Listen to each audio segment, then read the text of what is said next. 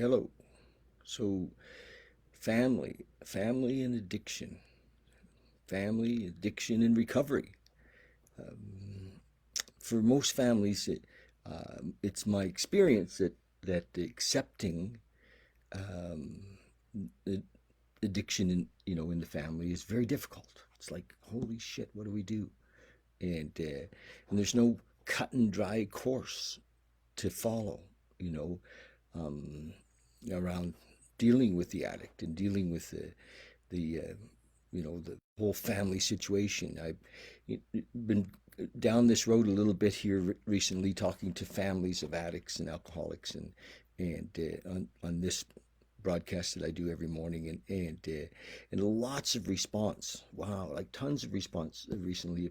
People that are, hi Cami, hi honey, are experiencing the uncomfortable situation often of having an addict or an alcoholic in the house, and there's so much misunderstanding, first of all, and I talked to a lady this morning whose son committed suicide, actually had an overdose um, a couple of years ago, and it's hard. She's has her beliefs on how she could have saved him or he could have saved himself if the right course of action had been taken. And my experience is that there's many paths to healing. There's many paths to healing, and there's of course whatever path that you're on. If you're recovered, you often think, well, that's the only way, and it's not the only way. There are many paths, but I would say that 90% of them are spiritually based. And this particular lady that I'm speaking about talked to me about the thing that she felt hadn't been dealt with was the trauma. That this young fella had been in and out of lots of treatment centers, but that the trauma hadn't been dealt with, and so her that was her thing, that if we'd have dealt with the trauma, he probably would have recovered. And I can't say that that's not true. More and more I'm realizing that going deep and looking at trauma, it is a real path of healing. And I came from the old school where we didn't talk about that stuff. It's funny. In recovery, we very rarely talked about trauma, and we. I sobered up many years ago, and it just wasn't on the table. And we told each other to, just pull, stiffen up. Let's go. We got to push through with our recovery process, which was a spiritually based 12-step process. But I did a lot of looking. Somebody asked me today in a message, about my path, and even though I've always been part of the 12-step community, I looked in a I turned over a lot of rocks looking for a relationship with a higher power. I just couldn't seem to grasp the way it was laid out. And for many years, I went to India, and was fortunate enough to spend time with the Dalai Lama in a weekend setting, and I went to all kinds of spiritually based groups for years. I spent a number of years with the medicine man on the local reserve, in sweats and other forms of other rituals, and always looking um, to make this connection. And so none of it was wasted. None of it was wasted. I think it was all the path where, finally, it all kind of fell together. And I read Hawkins, and I've studied the Course of Miracles, and just looking at my bookshelf, it just goes on and on. Eckhart Tolle, and in recent years, Muji, and Alan Watts, and Ram Dass, so many um, awakened people who had, are available to share with us what that possibility is, and so I won't. I'm not a psychologist or psychiatrist, so I don't necessarily understand how trauma blocks us from, the experience of a sense of oneness, and purpose and aliveness on the planet. But I believe that it does, and I think that working with, recovery from trauma is so important. Hey, Terry Lynn, great. I thank you for sharing that. That's awesome. Terry Lynn quit drinking 272 days ago. Yes. And yes, Marianne Williamson, she mentions, and and Marianne Williamson was, really got a lot of her material from the Course of Miracles, and so there's many paths. There's many paths, and the thing that I'm trying to do is shine the light on recovery as a whole, and on the disease of addiction. And because what we have, one of the things that blocks us from doing anything is shame. And shame makes us hide the disease in the closet. It makes us, so we can't talk about it. We can't, we're afraid to speak about it. Yeah, we're embarrassed. We have shame, and so when we shine the light of love and understanding and listening on the overall disease, we get, acceptance, and with acceptance, I have a teacher that used to say, awareness, acceptance, change. So when we become aware that, the effects of the disease, how they are reaching into the family, when the family's angry, and all of that, and embarrassed and shameful, and sometimes even in families there's arguments about what path to take, but we shine the light on the disease and we recognize there's no shame.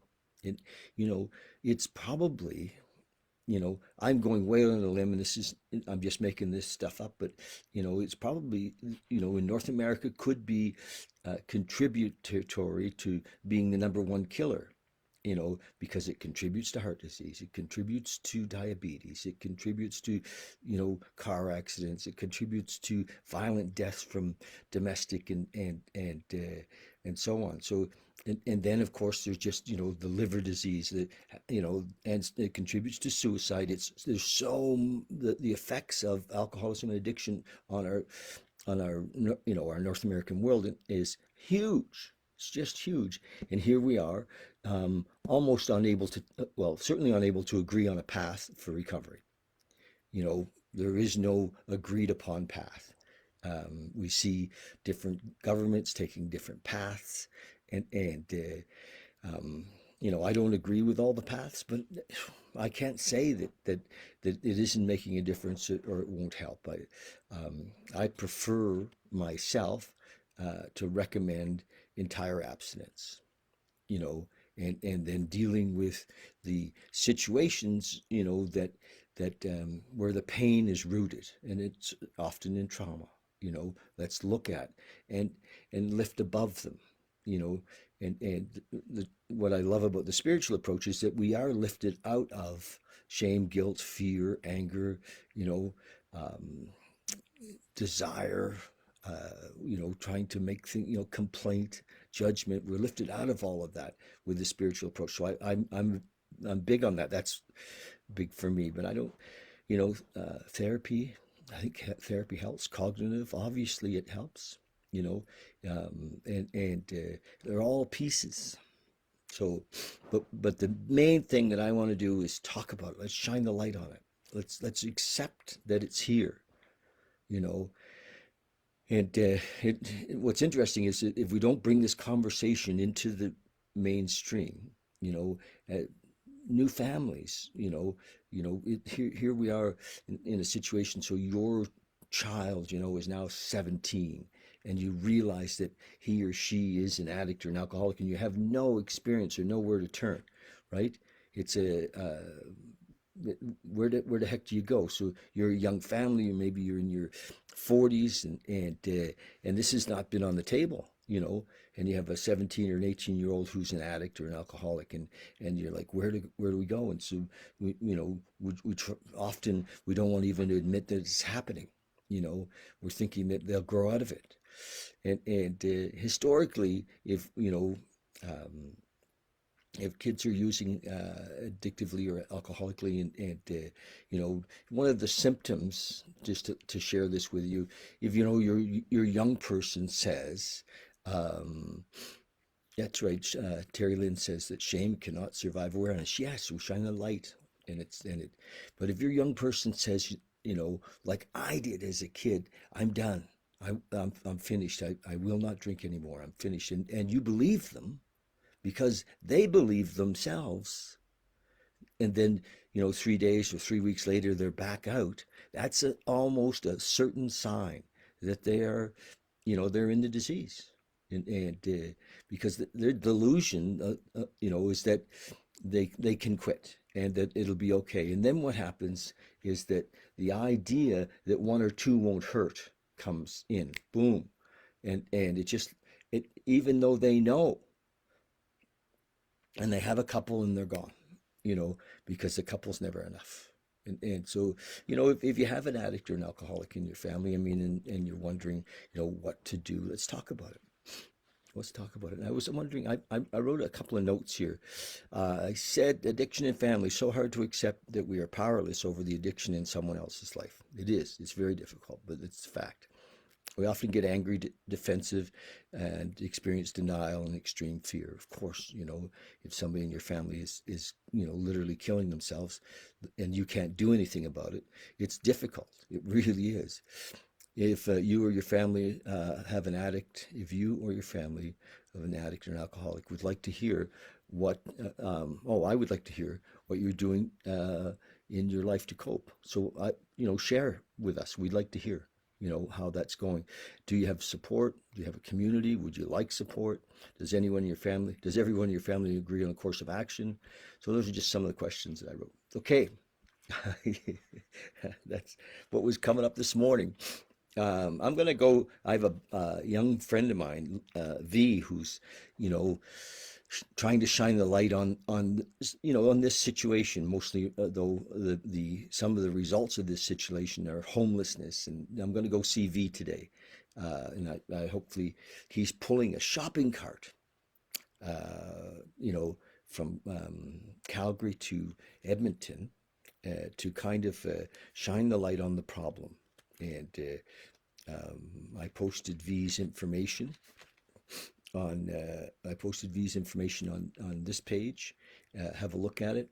You can support V, with a little bit of cash if you want. You can send V, you know, uh, whatever you like, and I don't think he's looking for lots. You send V $20, it would help. He's really just gone out to do this, to shine the light on, and I'm going to go support him today. I'm going to drive up, probably catch up with him in Red Deer or somewhere, and do an interview. So, he recognizes at you know there's different stratas of where we live in the disease, and he's dealing with folks that are on the street and homeless, and wanting to shine the light there, and so I really support that. The truth is that any one of us, when the disease really gets us, can end up in that situation. I've seen it. I have friends who, at one time, had good jobs and things were going well and they were in recovery and went back out. And within months, they were literally living on the street, sleeping in the alleys, and it can happen so fast. So anyway, that's my little share. So I'm going to read from this book. I read it every day. It's a 24-hour day book. One of the things that I believe is a practice for long-term recovery is doing daily practices, daily maintenance, daily practices. This book was written for the 12-step community back in the 50s, early 50s. And I just love it. It's a great little book. Sometimes there's just such great jewels. I never read it until we get to this point in my talk every day, because so I never know what he's going to say. I just know, and so sometimes he says, this is the thought for the day. Sometimes we try too hard to get this program. So he's talking about the 12-step program. It is better to relax and accept it. It will be given us with no effort on our part if we stop trying too hard to get it. Sobriety can be a free gift from God, which he gives us by his grace when he knows we are ready for it. But we have to be ready. And we must relax and take it easy and accept the gift with gratitude and humility. We must put ourselves in God's hands. We must say to God, here I am, and here are all my troubles. I've made a mess of things and can't do anything about it. You take me in all my troubles and do anything you want with me. It's beautiful. One of the things in the 12-step program, just to kind of share with you guys, is that they talk about God, and because it's hard to, to bring this whole idea into languaging without, putting a name on this. But what we're saying in the 12-step world is that it's a higher power of your understanding.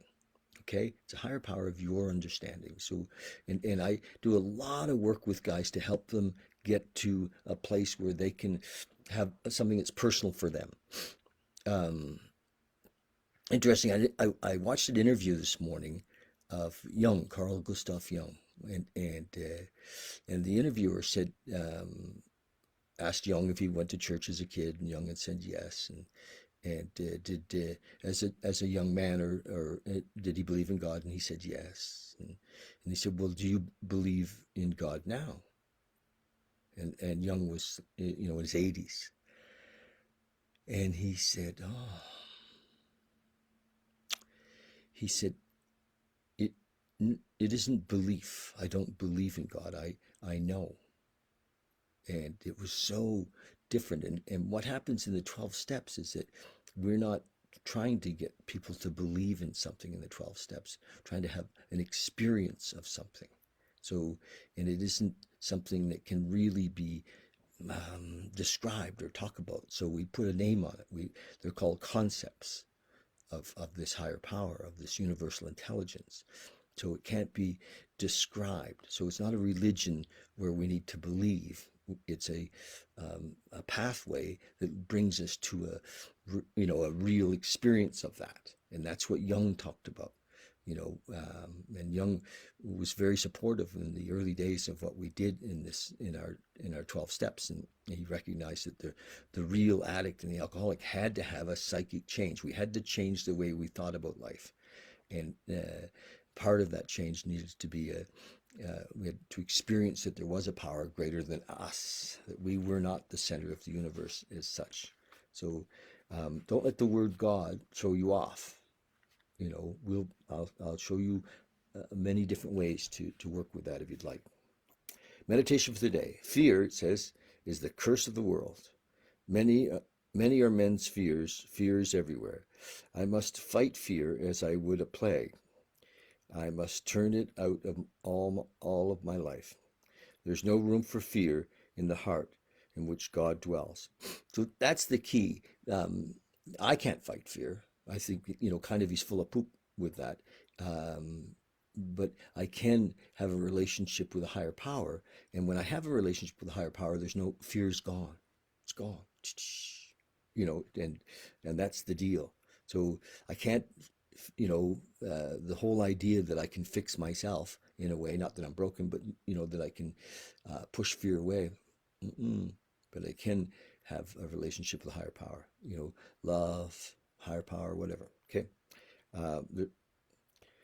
Fear cannot exist where true love is, or where faith abides. I love that. Yep. So I must have no fear. Fear, he says, is evil. But perfect love casteth out all fear. Yes. Fear destroys hope, and hope is necessary for all of mankind. Okay. Prayer for the day. I pray that I may have no fear. I pray that I may cast all fears out of my life. Beautiful. Okay, you guys. So part of the daily practices that I, you know, recommend is a short meditation, and so I do that here. And you're welcome to join me. It literally will be a short meditation, and and I call it sitting. You know, we just sit and drop in, and it's not complicated. People in the 12-step world or people in recovery say, oh, I can't meditate. My mind is too busy. Well, that's okay. You know, I can't, my mind won't stop. Well, that's okay. You know, nobody's mind stops. What we do is we let go of the thoughts. We learn in time to separate and not pay so much attention to thoughts. So we're just going to sit for a minute, and you know, I'll kind of guide you a little bit, and this is the beginning of this practice. Now, when I'm finished, you could just, if you've dropped into a you know, a beautiful space, stay there. You know, stay there as long as you want, well, before we do this, I love it if you go to my YouTube page and subscribe. Okay, I'm having fun building YouTube. It's like this project, and I'm hoping to reach more people. It's okay. All right, so close your eyes. And the reason I suggest that we close our eyes when we meditate is that most of our life we have been focused on the outside, and we're going to focus inside for a minute, and we're going to drop into the inner being. Bill Wilson, when he wrote the chapter We Agnostics, suggested that if we were to have a relationship with a higher power, it had to be, where could it be found, would be deep inside of us, right? And so we have to be able to sit quietly to go inside. So close your eyes. Hopefully you're in a comfortable position. Just drop into the breath.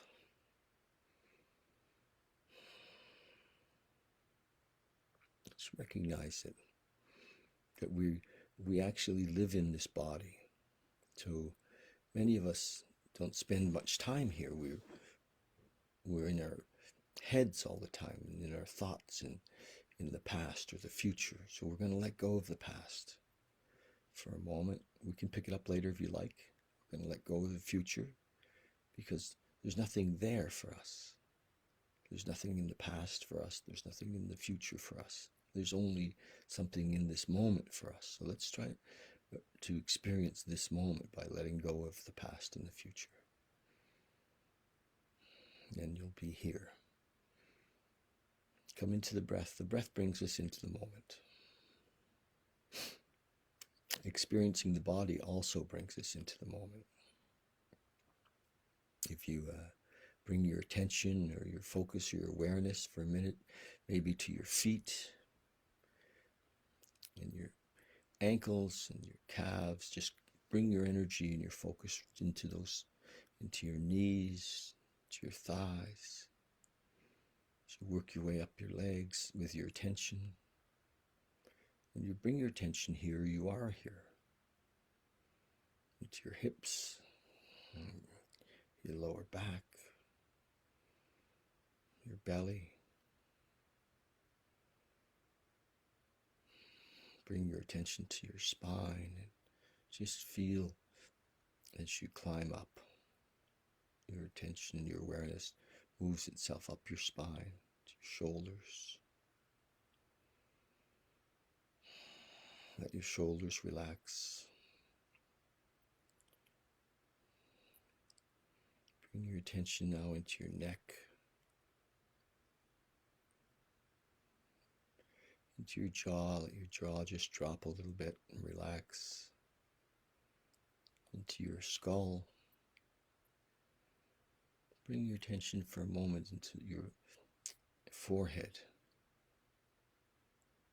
Just focus for a second right between your eyebrows.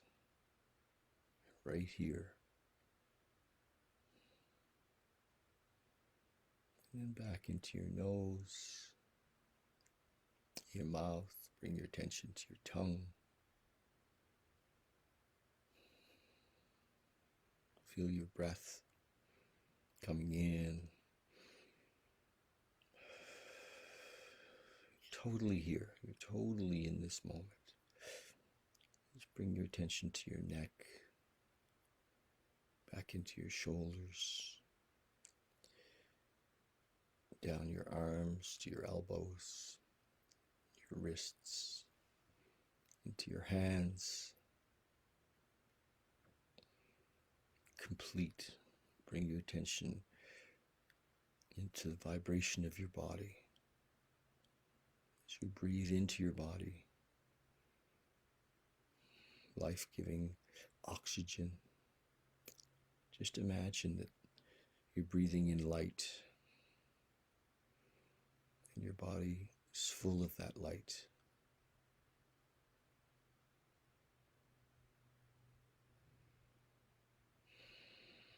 If thoughts come, just let them go gently. Just gently let them go. Nothing to hold on to.